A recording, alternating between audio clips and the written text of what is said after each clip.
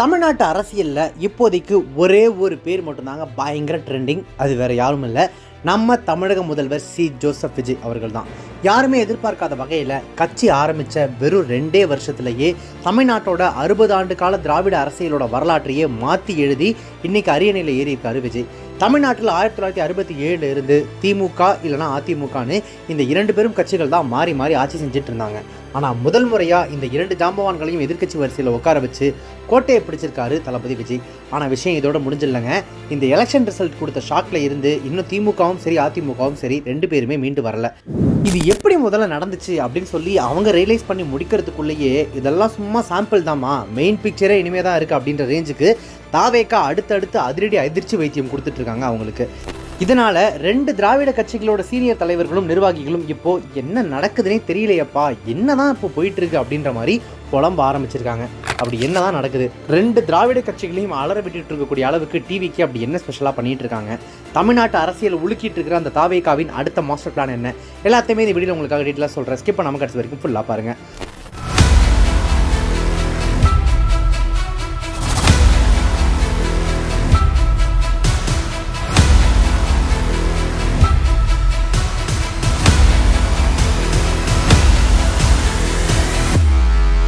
முதல்ல இந்த தேர்தல் நமக்கு என்ன மாதிரியான ஒரு ரிசல்ட்டை கொடுத்துருக்கு அப்படின்றத கொஞ்சம் டீட்டெயிலாக பார்த்துடலாம். 234 தொகுதிகள் கொண்ட தமிழ்நாடு சட்டமன்றத்தில் தனிப்பெரும் கட்சியாக 108 சீட்டுகளை அள்ளி அசத்தி இருந்துச்சு விஜயின் தமிழக வெற்றி கழகம். வெறும் 2 வருஷத்தில் இந்த அளவுக்கு சீட் வாங்குறது சாதாரண விஷயமே கிடையாது.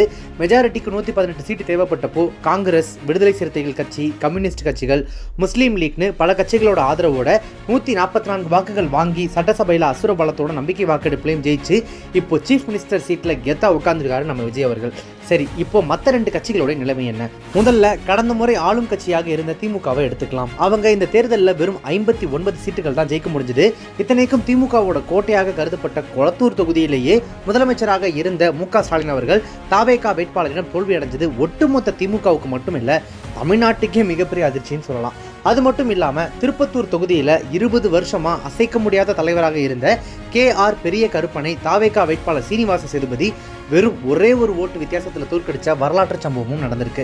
இப்போ இந்த பயங்கரமான வீழ்ச்சியில் இருந்து எப்படி மீண்டு வர்றது, தோல்விக்கு என்ன காரணம்னு திமுக தீவிரமாக ஆலோசனை கூட்டங்களை நடத்திட்டு வந்துட்டு இருக்காங்க. இதையெல்லாம் ஆராயறதுக்கு ஒரு தனி குழுவையே அமைச்சிருக்காங்கன்னா பார்த்துக்கோங்களேன், இதில் அவங்க எவ்வளோ அஃபெக்ட் ஆயிருக்காங்க அப்படின்னு சொல்லி. இப்போது திமுகவாவது பரவாயில்ல, அட்லீஸ்ட் அவங்க இவ்வளோ சீட் ஜெயிச்சு ஒரு எதிர்கட்சி அப்படின்ற நிலைமைக்கு வந்துட்டாங்க. ஆனால் கடந்த முறையாவது எதிர்கட்சியாக இருந்த அதிமுக இப்போ ஆட்டத்திலே இல்லை அப்படின்றது தான் ரொம்ப மோசமான ஒரு சிச்சுவேஷன். ஒரு காலத்தில் எப்படி இருந்த பங்காளி அப்படின்ற லெவலுக்கு இருந்த அதிமுக இன்னைக்கு ரொம்ப பரிதாபமான நிலையில் இருக்கிறது தான் நம்மளால் ஏற்றுக்கவே முடியல. சென்ற முறை தோல்வி, ஆனால் எதிர்கட்சி. இந்த முறை தோல்வி 3வது இடம்னு நாளாக அதல பாதாளத்துக்கு போயிட்டு இருக்கு அதிமுக.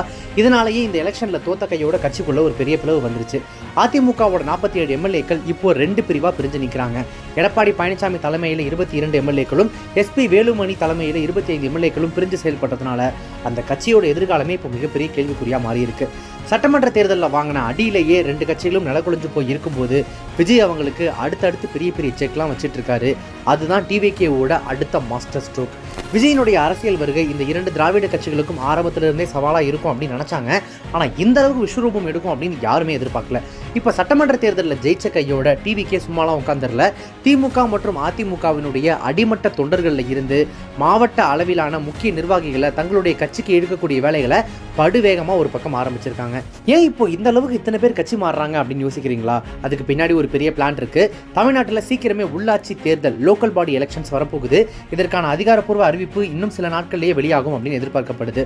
பொதுவாக சட்டமன்ற தேர்தலில் எந்த கட்சி ஜெயிச்சு ஆட்சியை பிடிக்குதோ அந்த கட்சிக்கு தான் உள்ளாட்சி தேர்தலையுமே மக்கள் ஓட்டு போடுவாங்க அப்படின்றது தமிழ்நாட்டு அரசியலோட எழுதப்படாத விதி. அதுவும் இப்போ டிவிக்கு அவங்களுக்கு இருக்கிற கிரேஸ்க்கு உள்ளாட்சி தேர்தலில் ஆட்டோமேட்டிக்லி ஆல் சீட்ஸையுமே அவங்க தான் அடிக்கிறதுக்கான வாய்ப்புகள் நிறையவே இருக்கு. இதை நல்லா புரிஞ்சுக்கிட்ட திமுக மற்றும் அதிமுகவினுடைய நிர்வாகிகள் பலருமே தங்களுடைய அரசியல் எதிர்காலத்தை காப்பாற்றிக்கணும்னா இதுக்கு மேலே திராவிட அரசியலில் உட்காந்துட்டு இருந்தால் வேலைக்காவாதுன்னு இப்போவே தாவேகாவில் போயிட்டு ஐக்கியமாகிறது தான் புத்திசாலித்தனம் அப்படின்னு சொல்லிட்டு முடிவு பண்ணிட்டாங்க. இதனால சென்னை முதல் கன்னியாகுமரி வரைக்கும் தாவேகாவில் இணையக்கூடிய திராவிட கட்சி நிர்வாகிகளினுடைய எண்ணிக்கை நாளுக்கு நாள் ராக்கெட் வேகத்தில் உயர்ந்துட்டு போயிட்டு இருக்கு. இதுலேயும் குறிப்பாக தமிழ்நாட்டோட மிக முக்கியமான அரசியல் பெல்ட்டாக கருதப்படக்கூடிய கொங்கு மண்டலத்தில் தான் இந்த கட்சி தாவல் ரொம்ப பயங்கரமாக நடந்துட்டு இருக்கு. மற்ற மாவட்டங்களை கம்பேர் பண்ணும்போது கொங்குல திமுக மற்றும் அதிமுகவிற்கு நிரந்தரமாக குட் பை சொல்லிட்டு தாவேகாவில் ஜாயின் பண்ணுறவங்களோட லிஸ்ட்டு இங்கே ஆரம்பித்து எங்கேயோ வரைக்கும் நீளுது. அப்படி சமீபத்தில் யார் யாரெல்லாம் கட்சி மாறினாங்கன்னு கொஞ்சம் சொல்லவா? முதல்ல திமுக தரப்புல இருந்து பார்த்தா ஈரோடு மாவட்டத்தினுடைய திமுக மாநில நிர்வாகியான எல்லோராபாளையம் ஆர் சிவகுமார், நாமக்கல் கிழக்கு மாவட்ட பொருளாளர் AK பாலச்சந்தர் மற்றும் ராசிபுரம் நகராட்சியினுடைய முன்னாள் உறுப்பினர்களான ராம்குமார், கேட் தங்கவேல் அப்படின்னு ஒரு பெரிய பட்டாளமே தாவேகாவில் தங்களை இணைச்சிக்கிட்டாங்க. அடுத்ததான் அப்படியே அதிமுக பக்கம் போனோம் அப்படின்னா அங்கே தான் இன்னும் பெரிய அதிர்ச்சி காத்துட்டு இருக்கு. அதிமுகவோட மிக முக்கிய மூத்த தலைவரான செங்கோட்டையன் அவர்களின் முன்னிலையிலேயே முன்னாள் அமைச்சர் KV ராமலிங்கம் தாவேகாவில் சேர்ந்திருக்காரு. அது மட்டும் இல்லாமல் எடப்பாடி பழனிசாமியோட சொந்த மாவட்டமான சேலத்தில் மாநகர அதிமுக MGR மன்ற இணை செயலாளராக இருந்த கண்ணன் மற்றும் அவருடைய மகன் சஞ்சய் ஆகியோரும் செங்கோட்டையன் முன்னிலையில் தாவேகா தொப்பியை மாட்டிக்கிட்டாங்க. இப்போ இங்கே தாங்க இன்னொரு முக்கியமான அரசியல் ட்விஸ்ட் இருக்கு. கொங்கு மண்டலத்தில் அதிமுக மற்றும் திமுகவில் இருக்கக்கூடிய பல முக்கியமான விக்கெட்டுகளை தாவேகா பக்கமாக இருக்கக்கூடிய அசைன்மெண்ட்டை செங்கோட்டையன் மற்றும் அவருடைய ஆதரவாளர்கள் தான் முன்னின்று நடத்திட்டு வர்றதா அரசியல் வட்டாரங்களில் பலமான தகவல்கள் கசிஞ்சிட்டு இருக்கு. ஒருவேளை இது உண்மையாக இருந்துச்சுன்னா கொங்கு மண்டலத்தில் திராவிட கட்சிகளினுடைய அஸ்திவாரமே ஆடப்போகுது அப்படிங்கிறதுல எந்த சந்தேகமும் இல்லை. இப்படியாக அடுத்தடுத்து விடக்கூடிய அடிகளால் திமுக மற்றும் அதிமுக ஆகிய இரண்டு திராவிட கட்சிகளுமே இப்போ கடுமையான கவலையில் மன உளைச்சல்ல ஆழ்ந்திருக்காங்க. இது சும்மா ஆரம்பம் தான் தம்பி, இன்னும் பல மாவட்ட செயலாளர்களும் முக்கிய தலைவர்களும் தாவேகாவில் வர்றதுக்கு வெயிட்டிங் லிஸ்ட்டில் இருக்காங்க அப்படின்னு கோட்டை வட்டாரங்களில் இப்போவே பேசிக்கிறாங்க. உள்ளாட்சி தேர்தல் நெருங்க இந்த எண்ணிக்கை இன்னும் பல மடங்கு அதிகரிக்கும்னு திராவிட கட்சிகளினுடைய தலைமை இப்போவே ரொம்ப பயப்பட ஆரம்பிச்சிருக்காங்கன்னு சொல்லலாம்.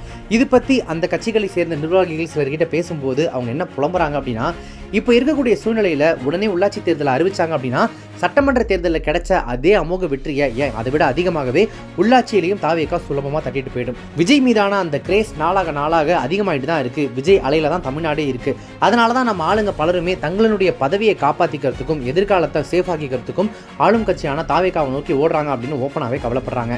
என்னதான் 60 வருஷ பாரம்பரியமிக்க கட்சிகளாக இருந்தாலும் தாவேகாவின் இந்த அசுர வேக வளர்ச்சியை எப்படி எதிர்கொள்றதுன்னு தெரியாம திராவிட கட்சிகள் திணறி போய் கிடக்குறாங்க அப்படின்றது தான் இப்போ நம்ம ஒத்துக்கொள்ள வேண்டிய நிதர்சனமான உண்மை.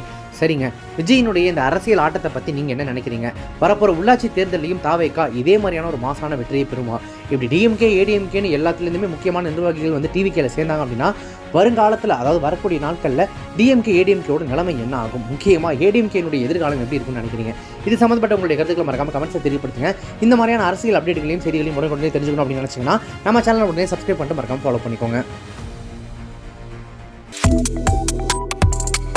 Subscribe to One India and never miss an update.